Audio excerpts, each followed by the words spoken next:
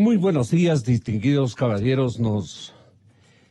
Hay que a veces descubrir lo que como ciudadanos y como periodistas, ustedes en momentos como investigadores a nombre de la comunidad nacional, como es funcionario de sabiduría, pero también de compromiso con la ética y la moral públicos, que ya nos quedan contados. Vamos descubriendo todos los días a la gente desleal con nuestra sociedad, nuestros derechos de verdades. No nos quieren aprovechar, nos han usado, nos han utilizado abundantemente. Pero ventajosamente, por la presencia de Jorge Rodríguez aquí, estoy viendo que hay otros productos que van aflorando en el ambiente profesional, social, y que nos dan a nosotros fuerzas para seguir en la lucha por la verdad.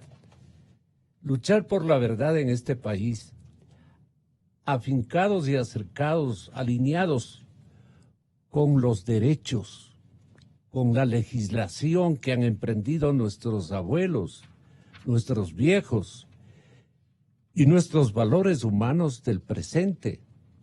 Diferentes entidades de control, exfuncionarios que nos han dado ejemplo de moral, de búsqueda de la verdad. Eso nos halaga. Yo estoy completamente deshecho por lo que acabo de escuchar. Yo tenía mis temores. Yo sabía y tenía mis temores, pero el asunto es harto peligroso. Hoy está el asunto bastante enredado del tema anterior y ojalá Roberto Mesa, que viene el domingo y estará seguramente con nosotros aquí el día lunes. Pensamos, ¿no? Compañeros, casi tenemos asegurado aquello. La Comisión Anticorrupción, la Comisión Cívica de Lucha Ciudadana contra la Corrupción, de la cual ustedes son parte, la mayor parte de los que están aquí. Y quiero saludarles con verdadero respeto a usted que justo en el tema que vamos a abordar decía, me duele el alma, me duele profundamente lo que han hecho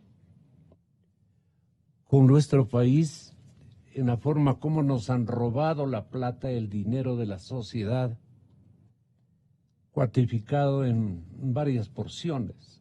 Nadie atina la cifra ideal, o por lo menos acercada a verdad, ¿no? No ideal, porque no la estamos inventando, la estamos cuantificando, que es otra cosa. Entonces hay tantos problemas, tantas cosas, que la gente lamentablemente, yo creo mucho en la clase media, pero en la instruida y no arribista. En la instruida y no arribista, claro. El pueblo no. El pueblo se deja llevar por otro tipo de discursos, de espejismos, de engaños, de frustraciones. Y a la final se ha dado por vencido el pueblo. Y todos han robado, todos esto, todos lo otro. Y hace un genérico de los vicios que tiene nuestra sociedad. Y esto no puede seguir adelante. Terminemos con esta asociación de ciudadanos por hacer un país pequeñito que debería ser el ejemplo para América Latina por su tamaño y por los méritos también que tienen sus cuadros que nos han ayudado a ser lo que somos, nuestros padres. Vamos adelante entonces. Señoras y señores, vamos con el segundo tema. Jorge Rodríguez, Jaime Carrera, el respetable excontralor del Estado, doctor Marcelo Merlo. Yo quiero anticiparles de que, debido a las circunstancias, voy también a entrevistar ya mismo a la señora presidenta de la Asamblea, Elizabeth Cabezas, porque ahí concitó atención la fusión que que han comentado en todas las familias ecuatorianas. Increíble, sensacional esa fusión de nuevo, ¿no? Correístas ahora son aliancistas, otros son aventurados, felices, bien pagados, con buenos recuerdos, leales. Hablan de lealtad y de traidores, de leales y traidores, digamos. Jorge Rodríguez, quisiéramos nosotros asumir el tema de cuántos se robaron y dónde escondieron. Yo le puse así el tema de esta mañana. Y entonces encontramos que, por ejemplo, para la plataforma de los 4 pelagatos, antes de ir a lo que sumó tu comisión, y le diste a conocer precisamente a ellos, y ubicaste en 35.695 millones. ¿Saben lo que es eso? ¿Imaginan lo que es esa cantidad? Esa es la que ha sumado la Comisión Nacional Anticorrupción. Jorge, durante una charla organizada por el diario El Universo, entre coimas, sobreprecios, comisiones, gasto corriente, están incluidos en esta primera evaluación global sobre el costo de la corrupción de la década de Rafael Correa. De la década de Rafael Correa. No se olviden de la década de Rafael Correa. Señores oyentes, ¿qué nos pasa? No funciona la memoria social. Tenemos mucho conflicto. La cifra es estremecedora y a usted le hizo configurar yo me acuerdo una columna que la leí aquí, en donde su molestia, su indignación era igual para todos nosotros. Solo conociendo de esta cifra, ¿cómo la recopilaron en la Comisión Anticorrupción, Jorge? Bienvenido, muy buenos días. Muchas gracias, Gonzalo, y un gusto inmenso estar con los dos compañeros de panel. El tema, habíamos escuchado con varias oportunidades que se inventaban cierto tipo de cifras que a veces rayaban en lo absurdo, porque realmente no se establecían los parámetros fundamentales para determinar cuál es la cantidad real que se manejó durante el gobierno de Rafael Correa Delgado. Utilizando las estadísticas del Banco Central, del Ministerio de Finanzas, incluyendo del Observatorio Fiscal, porque yo creo que la información que ustedes presentan nos sirve a todos los economistas obligatoriamente. El tema es vitalmente importante por efectos de que para poder hablar hay que hablar con seguridad, hay que hablar con seriedad y sobre todo con responsabilidad. Esa responsabilidad nos obligó a determinar cuál es el valor que el gobierno central manejó durante los 10 años y establecimos, no tengo aquí los cuadros, pero alrededor de los 320.000 millones de dólares manejó Correa. Y establecimos también un cálculo de 59.000 millones de dólares que manejó el señor vicepresidente a dedo. La contratación pública, lo que es inversión de presupuesto manejado a dedo fue de 59.000 millones de dólares. Luego de ello, establecimos también que el Ecuador exportaba 320.000 barriles de petróleo diarios, importaba 120.000.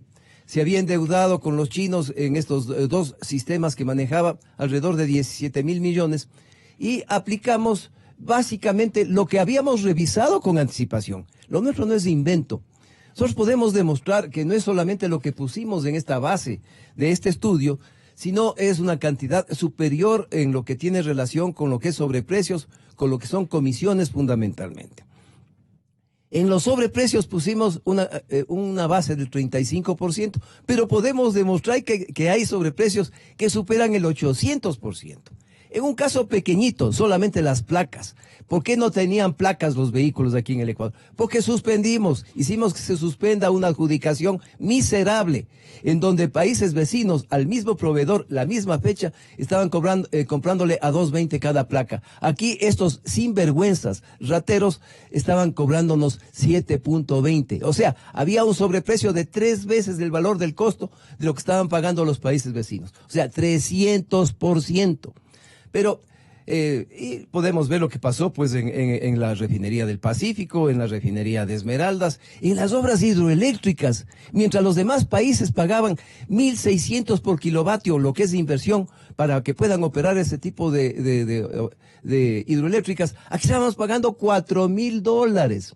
Pero adicionalmente también duplicábamos el valor de la capacidad que podían tener esas hidroeléctricas, como el caso de Coca-Cola o Sinclair, para efectos de embolsicarse una cantidad de dinero adicional. ¿Por qué ustedes creen, no ustedes, me parece que esta es una crónica del doctor José Hernández de la plataforma Los Cuatro Pelagatos, y él en una parte dice: Moreno doró la píldora en este tema. Primero formó un frente de transparencia y lucha contra la corrupción, que murió apenas fue anunciada su misión en junio pasado, dice el periodista. El documento que sus miembros entregaron el 17 de octubre al presidente probó que esa iniciativa más se parece a lo que dijo Eduardo Mangas: quitar legitimidad a la Comisión Nacional Anticorrupción. ¿Cómo es esto? Por eso lo traigo a colación, Jorge. Sí, ustedes recordarán que el presidente de la República firmó un decreto que se le fue presentado a través del Ministerio de Justicia y de la Secretaría Técnica de la Presidencia de la República. En definitiva, fueron los correístas los que pretendieron opacar la acción de la comisión, nombrando una comisión en donde le pusieron incluso a Julio César, a nuestro participante dentro de la comisión en el manejo de esta cuestión. Julio César, que hoy está presidiendo el Consejo de Participación Ciudadana, no aceptó esa designación. Así es.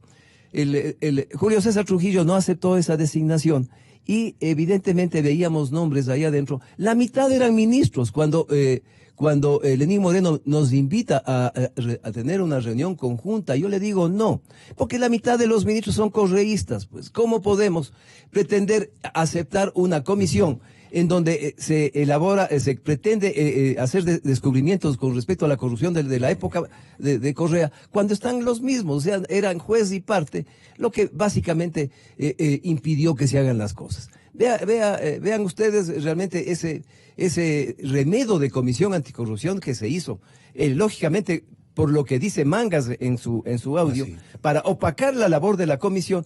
Era un fracaso, porque la comisión había conseguido ya un prestigio a nivel nacional, una organización ciudadana que no recibía 20 centavos ni del Estado ni de nadie. Ciudadana. Entonces, en donde habíamos trabajado con nuestros recursos propios, no aceptábamos 20 centavos de ninguna persona de afuera. No queríamos que los partidos políticos nos metan la mano. En definitiva, gente independiente. Entonces, no podían pues hacernos, darnos oscuridad aquellas personas que lógicamente, siendo parte del gobierno anterior, pretendían hacer algo que no lo han hecho hasta la presente fecha. Usted tiene la palabra, señor economista Jaime Carrera. También configuró una sumatoria muy importante a nombre del Observatorio Fiscal. Testigo en todo tiempo y lugar de un sinnúmero de contrataciones, especialmente de negociaciones de obras, unas que pasaron de agache, otras que no alcanzaron ustedes a visualizar las verdaderas cifras porque enredaban, hasta que colmó su indignación. Su paciencia se agotó. Y usted elaboró una crónica más humana y más de alta sensibilidad, de repudio como persona, como profesional de la economía y como conocedor de la materia. el Observatorio Fiscal, su director está aquí, señoras y señores, y Jaime se molestó tremendamente y elaboró una crónica de interpretación en este momento de lo que estaba ocurriendo, con inequívocas señales de indignación, vuelvo y repito. Nárrenos ese capítulo de los robos al erario nacional, de los robos en la contratación pública, de los ladronazos, como decía algún político ecuatoriano que no viene a mi memoria. Buenos días a la audiencia. Gracias por la invitación, Gonzalo. Un gusto estar aquí con el economista Rodríguez y el doctor Melo. Sí, Gonzalo, realmente que lo que ha pasado en la última década causa profundo dolor para el país. No solo por las escalofriantes cifras de la corrupción. El doctor Rodríguez, el economista Rodríguez mencionaba 35.000 millones de dólares en corrupción. Esa cifra equivale al total de la deuda externa del país. Es el doble de los bonos soberanos, de los casi 15.000 millones de dólares de los bonos soberanos colocados a tasas de interés de usura, alrededor del 10%. Solo para citar la magnitud de las cifras, pero la corrupción en el país tiene otra dimensión también, tiene una dimensión humana, estrictamente humana, del daño que se le ha hecho al país en estos años, en cuanto a robar el futuro bienestar de la sociedad, el futuro de la gente, el futuro de jóvenes, de niños, el futuro de personas mayores, porque luego de haber consumido 320.000 millones de dólares en gasto estatal, luego de haber consumido más de 100.000 millones de dólares de exportaciones petroleras, y luego de haber consumido más de 60.000 millones de dólares de deuda pública, causa profundo dolor que hoy el Ecuador esté como esté, con la caja pública exhausta, sin $1, con un país que no tiene oportunidades. Los jóvenes no tienen oportunidades. Con una deuda. Con una deuda inmensa, con el robo de los sueños de la sociedad, Gonzalo, con el robo porque la acción pública debe ser una acción esencialmente social, de beneficio social, de procurar el bienestar para toda la sociedad. Uh-huh. Y ese robo de ese bienestar es incuantificable, que cuando luego de una década, de una inmensa bonanza petrolera, de un inmenso endeudamiento, de un inmenso gasto público, hoy tengamos una sociedad con un elevado desempleo, con jóvenes que no encuentran trabajo, con personas de la tercera edad que no tienen oportunidades de ser felices en su vejez, y un país que en el futuro prácticamente tiene negado su bienestar.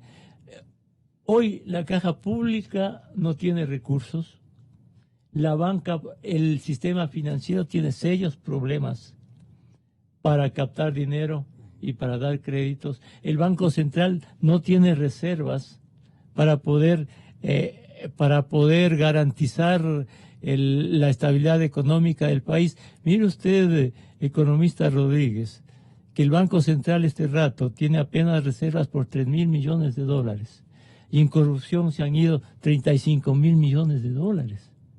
El país está estrangulado en su economía.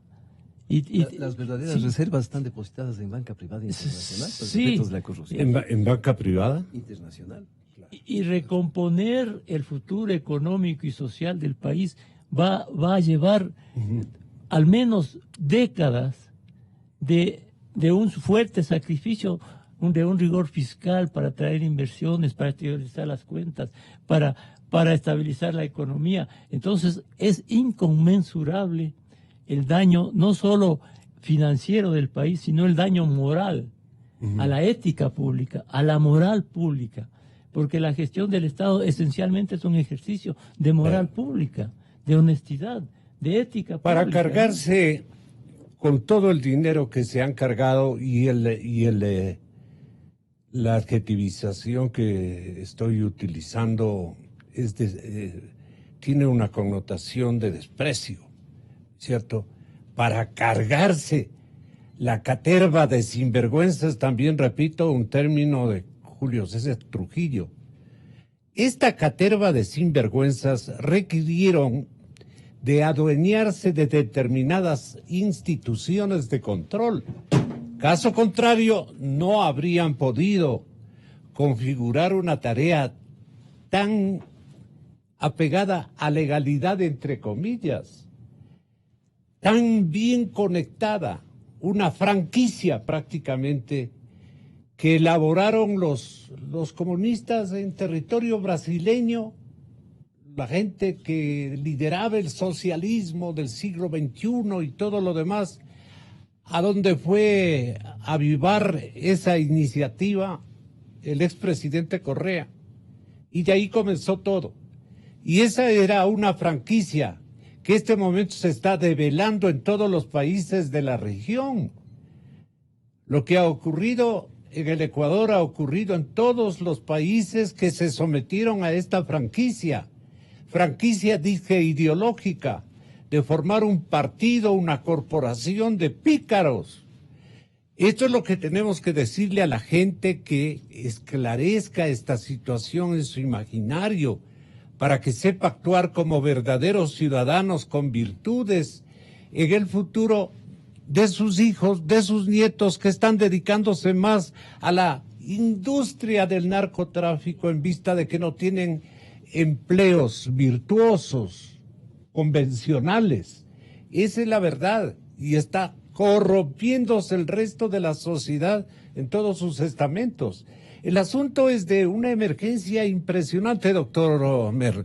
Y ahí es cuando yo me pregunto, ¿y por qué no hemos descubierto dónde está el dinero? Porque la gente lo que reclama, desde la más humilde a la más importante, es, pero por favor, obliguen a que traigan, a que informen dónde guardaron el dinero, contraten a una empresa. ¿Por qué la Contraloría no pudo haber hace rato contratado a una auditora internacional de alto prestigio a efectos de poder darnos, configurando un informe, dónde está la plata, dónde está el dinero, dónde se encargó, cómo funciona esto? Muchas veces yo le he molestado con este tema a usted, Marcelo Merlo, excontralor general de la República del Ecuador. Tenga la bondad. Gracias, Gonzalo, por invitarnos esta mañana y compartir con dos ecuatorianos de relevante prestigio por su capacidad y por su forma de orientar a la ciudadanía. Me refiero a Jorge Rodríguez y a Jaime Carrera. Bien, yo quisiera, si me permite, hacer una pequeña profundización del problema moral, como decían pues tanto Jorge como Jaime. Es que esta es una franquicia que fue estructurada con asesoramiento no sé de dónde nomás. Venezuela, España, el Grupo Podemos, etcétera, y luego las picardías de Brasil.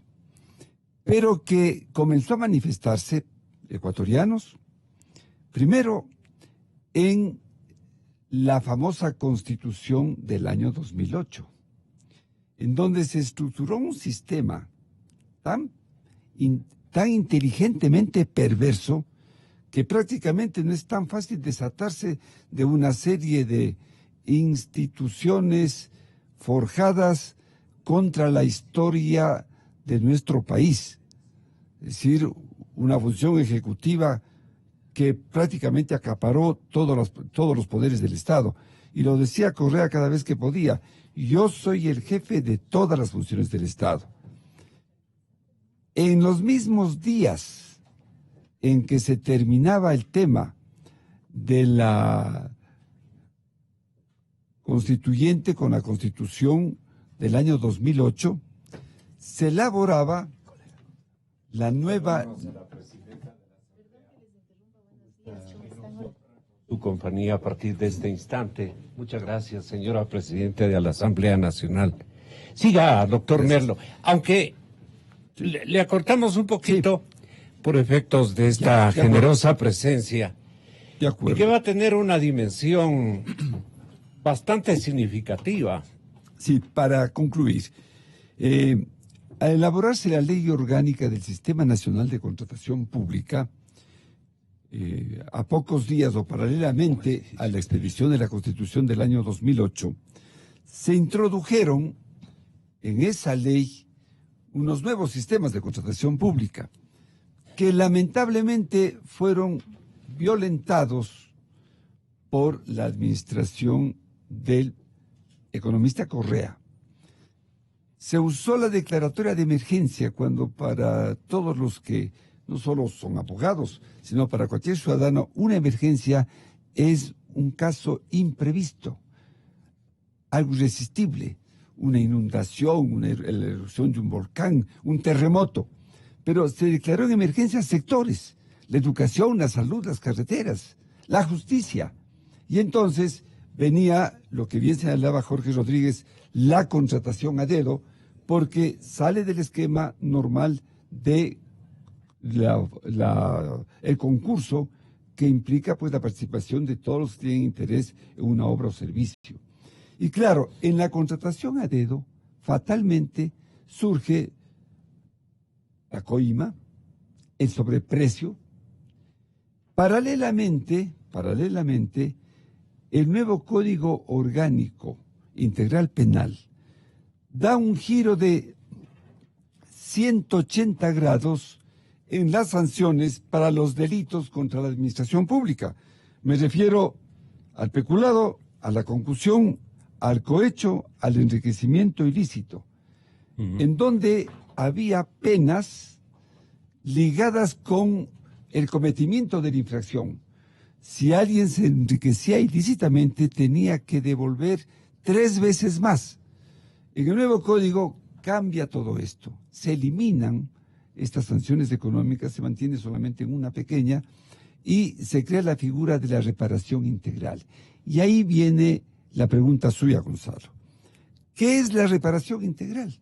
Lamentablemente, como no hay jurisprudencia sobre esta nueva figura, se ha considerado que la reparación integral, el anterior procurador la consideró, por ejemplo, es igual al monto de lo que en el proceso se demostró constituyó la desviación.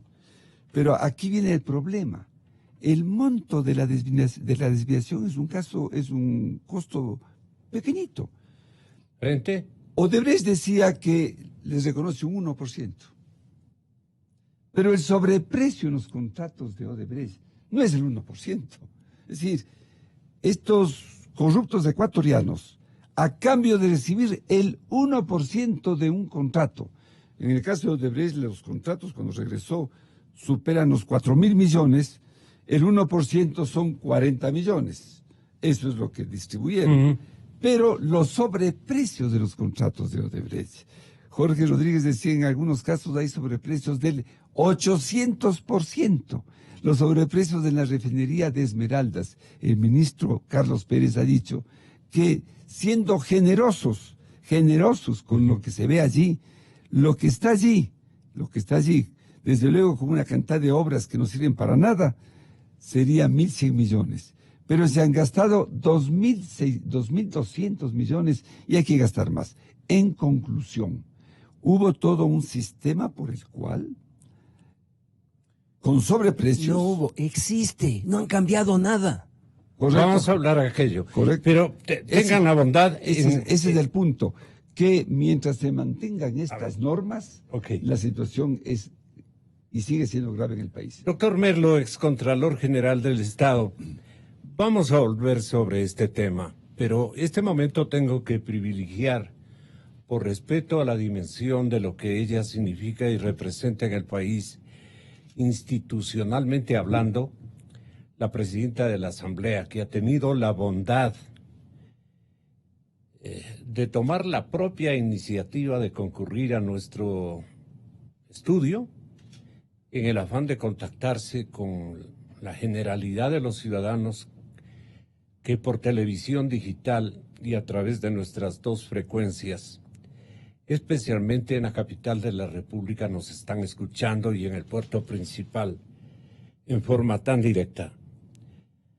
Yo le agradezco por este privilegio, Presidenta, ha aceptado esta invitación indispensable y le quiero reunir con, digamos, ciudadanos y entidades que gozan de la credibilidad pública. Doctora Elizabeth Cabezas, bienvenida. Presidenta, bienvenida. Como usted conoce, Jaime Carrera lidera desde hace muchísimos años el Observatorio Fiscal. Marcelo tiene una amplísima experiencia y ha sido un excontralor ejemplar, creíble. Y no se diga el economista Jorge Rodríguez, que ha impulsado una tarea ciudadana de detectar las formas, cantidades, metodologías de cómo se han sustraído o se han tomado los dineros del pueblo ecuatoriano, que con tanto esfuerzo, cuadros administrativos y ejemplares mandantes del país, muy pocos lamentablemente, congresos virtuosos inclusive, parlamentos virtuosos quiero decir, si han habido, cuadros por lo menos, que han podido ofrecernos como una especie de respuesta el cuidado y el reclamo frente a los atracos de que ha sido objeto el erario nacional. Ayer el señor presidente de la República, como suelo decir yo, montó en coraje, en virtud de que, habiendo todas las características, las posibilidades y las realidades legales o institucionales existentes en nuestra legislación para hacer factible una comparecencia de un personaje que naturalmente por los 10 años que ocupó la primera dignidad nacional tiene la obligación de comparecer ante la ciudadanía y ante los organismos de control, ante los organismos fiscalizadores, como es el caso de la Asamblea Nacional, comparecer a dar cuenta de acusaciones que le han formulado a su administración, globalizando la década en el que él tuvo el liderazgo de mandatario. Ayer celebraban en horas de la noche, casi la tarde de la noche, celebraban como de una demostración de victoria lo que sucedió en la Asamblea Nacional y que ha tenido la bondad, la sensibilidad, la presidenta Cabezas, de venir a nuestro estudio, como venir a cualquier medio de comunicación respetable de tantos que tenemos, y decirle al Ecuador que hoy vamos a intentar poner la casa en orden. Ayer coincidencias van, coincidencias vienen. Muchos señores parlamentarios fueron sorprendidos con una votación consigna que no era la que se había concebido y la que el grupo denominado morenista, es decir, adherente al señor presidente de la República, se había comprometido a ejercitar. No se respetó aquello. Y el presidente Moreno obviamente reclamó al Parlamento, a la primera función del Estado. Así se dicen desde hace muchos años, primera función del Estado, que no ha dado demostraciones, por lo menos en este giro inverosímil, hasta esta víspera, a esta característica fundamental que el republicanismo le ha asignado de ser la primera función del Estado, ¿no? Y entonces emitió un comunicado oficial molesto y decía el presidente Moreno: el gobierno del Ecuador rechaza la actuación de aquellos asambleístas que se presentan como morenistas. Topan mi nombre, usan mi nombre, mi denominación genérica, en una amplísima bancada que creíamos que iba a tomar, no la decisión justamente que la estoy alegando, y de ninguna manera reivindicando, porque no responde a una verdad absoluta y total, como nos explicará la primera dignataria del Parlamento ecuatoriano. El presidente dice: aquellos asambleístas que se presentan como morenistas y al mismo tiempo no actúan de acuerdo a los principios de transparencia y justicia por los cuales hoy camina el país entero.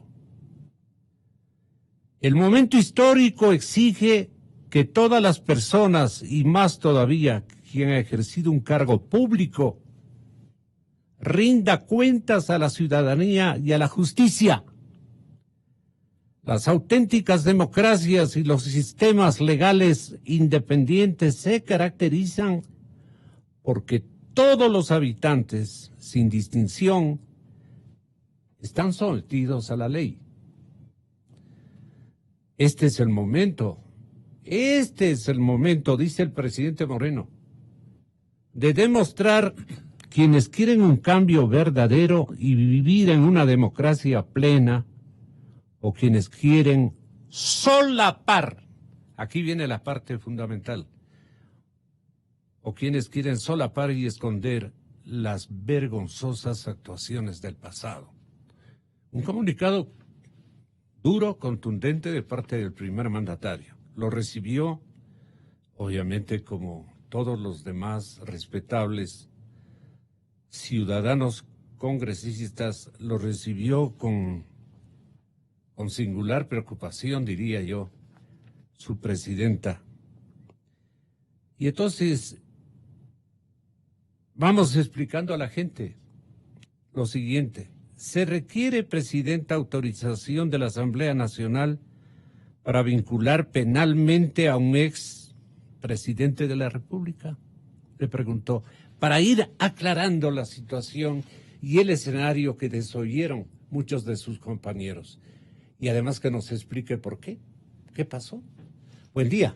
Muchísimas Elizabeth, gracias. bienvenida. Buenos días a usted, gracias por acogerme en su casa y un saludo cordial a los invitados de este importante panel esta mañana.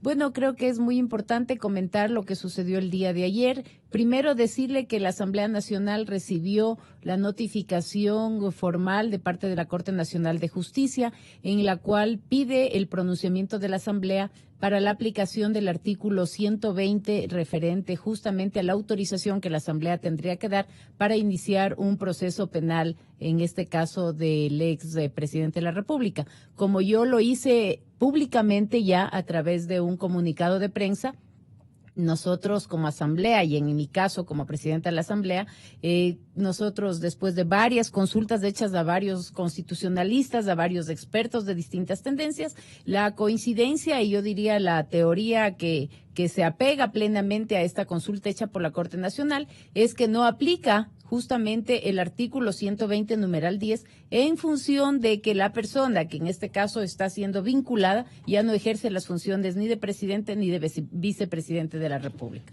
En esa línea y como me corresponde, yo tengo que pronunciarme de manera escrita y dar una respuesta formal a la Corte y para ello yo he convocado el día de hoy a las 4 de la tarde a un pleno de la Asamblea Nacional en el cual el único punto a tratar va a ser justamente el conocimiento de este tema referente. ¿Y qué busca usted propiciar con esa convocatoria? Simplemente para terminar la idea, perdóneme. Sin embargo, el día de ayer, y para clarificar lo que pasó el día de ayer, nosotros teníamos una convocatoria del Pleno para tratar otros temas y obviamente es potestad de los señores asambleístas poder solicitar cambio del orden del día establecido y así lo hizo el asambleísta Fernando Burbano.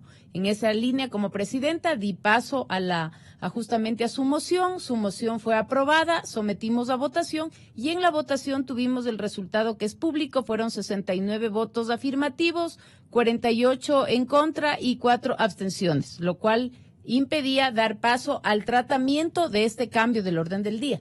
Sin embargo, el día de hoy, ¿no es cierto? Hoy la Asamblea a las 4 de la tarde está convocada, tratará y debatirá este punto y resolverá sobre el tema. Desde su punto de vista, sin apartarme de la coherencia de su generosa explicación, ¿cuál debe ser el papel de la Asamblea Nacional después de que la Fiscalía ha encontrado indicios para vincular al expresidente Rafael Correa,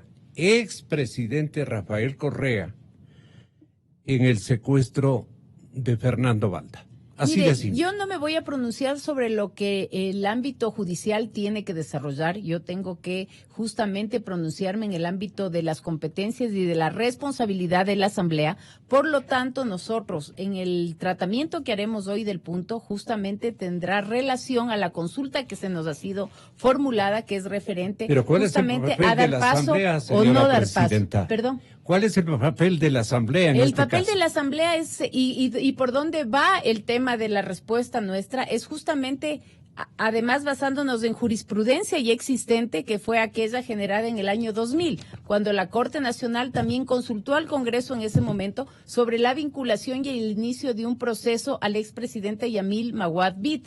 En ese caso, el Congreso Nacional también lo que hizo es generar y más bien decretar la improcedencia de este tema y simplemente devolver el trámite a la Corte para que continúe el proceso judicial. Esa ha sido la propuesta que el día de ayer se ha planteado como cambio del orden del día y que entendería que el día de hoy, una vez que ya empecemos el debate, también se marcará para tomar una decisión en el Pleno de la Asamblea Nacional. Esa es la línea por la cual nosotros queremos ir y conducir este tema y que la justicia continúe su proceso judicial en el ámbito que le corresponde y en las acciones que tenga que tomar. Su dignidad está totalmente de acuerdo con el señor presidente de la República en la necesidad de que los asambleístas calificados como morenistas primero acaten una disposición y actúen como tales, por un lado,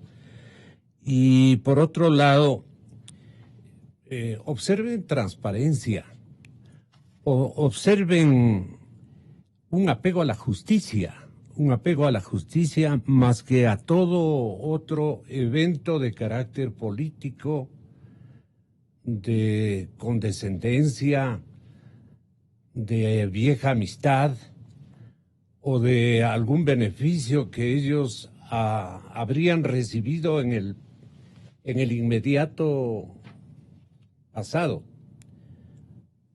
o en el lejano pasado, como quieran verlo ellos, pero ¿cuál debe ser el papel de la Asamblea Nacional después de que la Fiscalía encuentra serios indicios para vincular a Rafael Correa en el secuestro de Fernando Balda? Esta es la parte fundamental.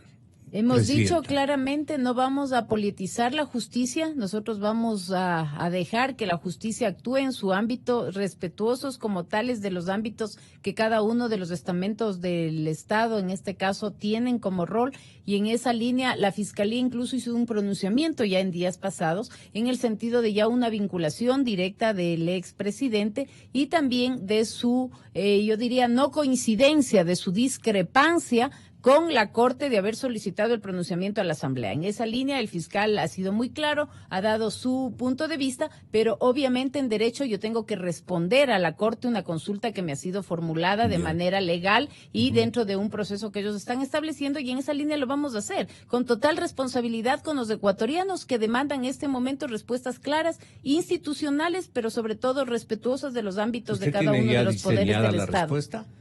Bueno, es la propuesta que lo he comentado, en apego a derecho y a las consultas formuladas, una resolución en la línea de la devolución de esta consulta por improcedente y en el ámbito de que no es aplicable el artículo 120 a los que hace referencia a la Corte. ¿Y cómo acoge usted el petitorio del señor presidente Moreno como directora cameral sobre que el país está exigiendo fundamentalmente transparencia transparencia y un apego histórico a la justicia, a los tiempos. Bueno, Eso le toca encabezar a usted. Pero por supuesto, y yo estoy totalmente comprometida con eso. El día 24 de mayo, que fue la reunión y el informe del señor presidente, yo tuve una clara manifestación en mi discurso. Es más, hice referencia a algunas cifras que justamente la Comisión Anticorrupción ha publicado de los montos que el Ecuador habría perdido por el tema de la corrupción. Y hay un compromiso, y ese es el compromiso que todos los asambleístas debemos entender,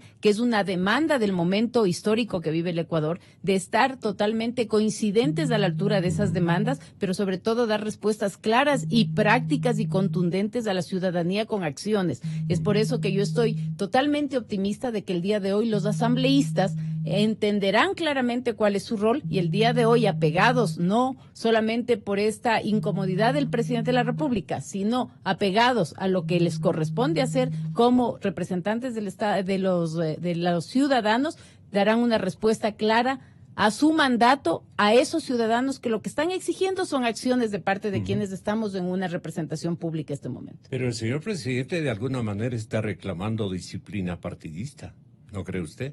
Bueno, de hecho, él en su comunicado lo expresa claramente, y me parece que es importante transparentar incluso las posiciones de quienes, pues, este momento, ¿no es cierto?, han optado una posición no de morenistas ni de correístas, sino de apoyo al país. En este momento no se nos puede calificar, yo digo, ni en un bando ni en otro, porque no es cuestión de de los personajes que están liderando el proceso, sino es más bien hacer honor a esta representación que nos han dado los ecuatorianos. Realmente él tiene toda la razón en manifestar yo diría, una preocupación que lo que evidencia, pues, es que simplemente no hay una coincidencia con los objetivos que este momento él está liderando.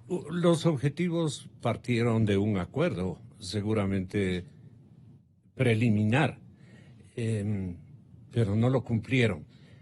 Y hoy van a decir seguramente en uno de los discursos: nosotros no podemos aceptar una injerencia de ninguna otra función del Estado en lo que nosotros tenemos la obligación de respetar como mayoría, como colegiado. Allí, ¿qué opinión tiene usted? Bueno, lo que le he dicho es que los asambleístas tienen que dar cuentas no al Ejecutivo, sino a la ciudadanía. Exactamente. Los asambleístas nos debemos y somos el resultado de una confianza que nos están entregando, y esa confianza tiene que ser devuelta con acciones, no con palabras. Y en esa línea, pues, el presidente está manifestando una preocupación, y simplemente ahora yo estoy confiada y optimista de que todos quienes el día de ayer, por desconocimiento, por sorpresa o por que no estaba claro el alcance de esta resolución, no asumieron una posición desde el origen a favor de dar trámite de la misma. Hoy hay el espacio, hoy hay la convocatoria, y esperamos que hoy las cosas se resuelvan positivamente. Y si me permite preguntarle como ciudadano y a nombre de la ciudadanía, mi perdón es de compatriotas que tome el nombre de ustedes, ¿qué quiere la ciudadanía frente a esta decisión importantísima? Que se someta a la justicia constitucional, porque no hay otro tipo de justicia, la justicia, pero yo me encargo de relevar que es dictada por la Carta Política del Estado, la forma como ha instruido, cómo nos hace ver cómo debemos actuar en una dimensión histórica como la que estamos apreciando este momento. ¿Cuál debía haber sido la votación de los morenistas el día de ayer? ¿Por qué equivocaron? ¿Y qué circunstancias se insertaron, digamos, en un momento dado para sorpresa incluso de los enemigos del señor presidente de la República actual? Bueno, de hecho, se manejó, yo diría, un discurso muy personalizado en la línea de que esto era no solamente una traición, sino una deslealtad a un ex presidente de la República, y en ese sentido pues generó dudas e inquietudes también desde el ámbito además legal, en el que para muchos este tema debería ser conocido y la Asamblea debería pronunciarse a favor o en contra, cosa que yo discrepo en base justamente a todos estos análisis que ya habíamos hecho en forma anterior. Entonces yo creo que aquí el resultado y lo que usted dice que es lo que espera la ciudadanía espera primero que se haga justicia en todos los ámbitos, más allá de quién esté involucrado. logrado. Y lo otro, lo que espera es respuestas contundentes, espera acciones concretas y sobre todo pues un actuar ético y transparente de parte de los asambleístas y de todos los que estamos en una función de representación pública. El artículo 120 claramente dice que la autorización cabe cuando se trata de un presidente en funciones. Me refiero a que la ciudadanía terminará juzgando a aquellos asambleístas que no respondan a este momento histórico. Eso hará la ciudadanía. Así es. Entiendo que todos los que estamos aquí participamos de ese sentir ciudadano. Con el siguiente agregado muy puntual por el tiempo de la presidenta de Marcelo Merlo. Yo agradezco la presencia altamente democrática de la presidenta de la Asamblea, porque realmente es importantísimo eso. Simplemente para añadir algo más a su inteligentísimo argumento. El inciso 10 pone... El 120. Del 120 al final dice, coma, cuando la autoridad competente lo solicite fundamentadamente. Entonces, en este caso, la autoridad competente es la Corte Nacional de Justicia, pero no solicita fundamentadamente porque precisamente el propio artículo 120 establece que es para el presidente o vicepresidente en funciones. Eso es todo que es muy importante. En todo caso, acota al criterio que estamos nosotros también ventilando en la Asamblea Nacional. Hay un antecedente también, Presidenta. Hay un antecedente que usted seguramente lo puede traer a colación, ¿no? Lo que ocurrió anteriormente en una decisión más o menos simultánea, paralela, parecida. ¿Usted la recuerda? El caso de Yamil Maguad, que es el que justamente yo he hecho referencia porque se generó, como dicen los abogados, jurisprudencia en un caso similar. Entonces, nosotros justamente analizando esa circunstancia, obviamente con las diferencias existentes de que en esa época era Congreso, ahora es Asamblea, en esa época la Constitución no contemplaba pues los temas referentes a lo que ahora la Constitución del 2008 hace referencia, pero realmente en esos articulados son muy símiles y empata perfectamente. Es por eso que nosotros hemos analizado ampliamente ese caso, tenemos nosotros todo un análisis jurídico que hemos hecho y que lo vamos a presentar hoy en la tarde en la sesión justamente de la Asamblea Nacional, y en esa línea pues vamos por esa posición. Usted tiene una posición finalmente, señora Presidenta Cabezas, respecto a la disciplina partidista y en el otro lado la injerencia en las funciones del Estado. ¿Tiene usted una posición explicativa a la coyuntura que este momento lo estamos tratando de esclarecer adecuadamente ante la conciencia de la ciudadanía? A ver, mire, yo desde el comienzo, cuando tomé una posición de apoyar el proceso liderado por el presidente Moreno, yo dije, no es una lealtad o deslealtad a las personas, sino justamente un proceso en el que muchos creímos de inicio, más del 70% apoyó la elección del presidente Correa en su momento y vino en fuertes y reelecciones con una importante apoyo popular, pero que en el camino se fue decantando y se fue, yo diría, desestimulando por ciertas acciones que se realizaban. Yo empecé a trabajar en este proceso hace 10 años, vengo de una trayectoria política anterior, no es que empecé hace 10 años, tengo 20 años en la política, empecé en el año 2000 exactamente, y me he mantenido, ¿no es cierto?, apegada a justamente lo que nosotros hemos promulgado. Que en el camino hayan habido personas que traicionaron esas aspiraciones que muchos ecuatorianos planteamos es otra cosa. Pero la deslealtad y la traición no viene de quienes hemos estado ahí, sino de quienes no hicieron un buen uso de esa confianza que se les dio y que ahora están siendo, pues obviamente, Rafael cuestionados. Correa. Mire, no le voy a poner nombre y apellido porque pueden ser varios, no es una sola persona en particular, pero me parece que es importante. El expresidente Rafael Correa es culpable, como dice el señor presidente Moreno. Él es el que destruyó nuestra marca Yo creo que aquí ideológica. el tema es, el país requiere de un trabajo conjunto de las instituciones, no de conflictos personalizados. Tenemos que estar claros de que en este momento se demanda, yo diría, la sensatez y la tranquilidad de los ecuatorianos para salir adelante. Que hay que ir haciendo cambios, es obvio, en toda la evolución del mundo nosotros tenemos que irnos ajustando a las circunstancias. Y es importante que entendamos que las cosas no son iguales que hace 10 años y que en este momento hay un nuevo escenario, hay nuevas condiciones económicas, hay nuevas condiciones políticas. Y en esa línea tenemos que ser inteligentes para acoplarnos a las situaciones, y esto no es traición ni deslealtad absolutamente a nadie, sino simplemente entender que las circunstancias han cambiado y sobre esas circunstancias tomar acciones para mirar hacia el futuro. Eso es lo que yo he dicho varias veces. Esto me ha costado, obviamente, la retahíla de calumnias, de insultos, de agresiones a las cuales yo no voy a dar respuesta, porque simplemente esas respuestas tienen que encontrarse en los órganos judiciales y legales correspondientes. Tengo una trayectoria clara, transparente. Quien quiera hacer una investigación al respecto lo puede hacer. Me lo han hecho ya por varias ocasiones y yo estoy seguro que en este momento lo que yo estoy dando es una respuesta a la ciudadanía, que lo que demanda es un tratamiento responsable de las cosas que en este momento tienen que tratarse, más allá